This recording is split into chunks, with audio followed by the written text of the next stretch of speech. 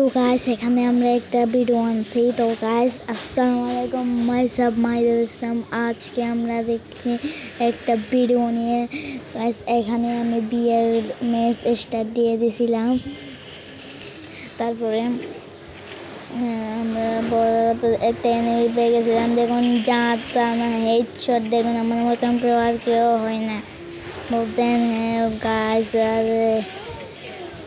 তো গাইস এখন enemy finish করে দিলাম, লুট করে নিলাম। তারপরে আমি লেন্সে যাব, তারপরে এখানে বিমা শক্তিতে যাব। তারপরে আমি ফ্যাক্টরিতে চলে এসেছি।